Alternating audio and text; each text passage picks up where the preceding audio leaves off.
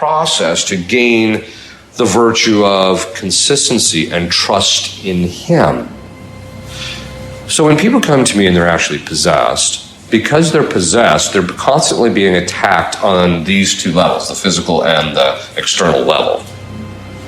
They're constantly being attacked, and even psychologically, in the sense that they're putting thoughts into people's heads. And so a lot of times it shakes their confidence in God, because the demons will tell them, well, look, if He really loved you, He wouldn't let us into your life. He wouldn't let us be doing these things.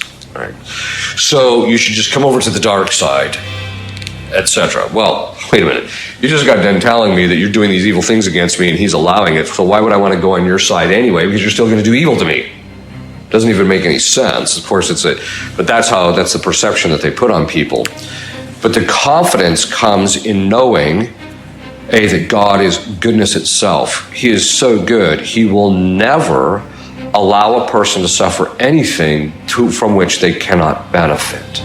So there's always some good, regardless of the suffering that you're going through, there's some good that God is offering to you in some way. And that's the perspective you have to keep. So when we're talking about confidence, then we have to constantly be looking at God is looking out for my spiritual well-being. He wants me to get to a certain level in heaven. That means that there's going to be times in my life when suffering is going to come or certain things are going to come, and then that's, as long as I recognize that I have to have perfect confidence in Him, He will either take care of those things or He'll let me suffer those things only because of the fact that He wants something else for me.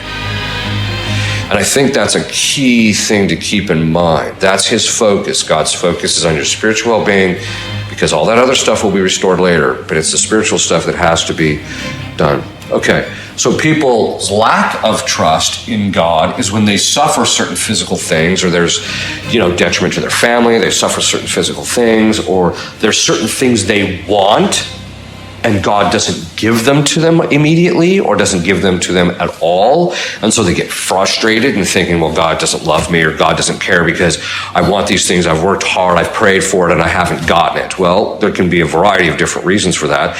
It could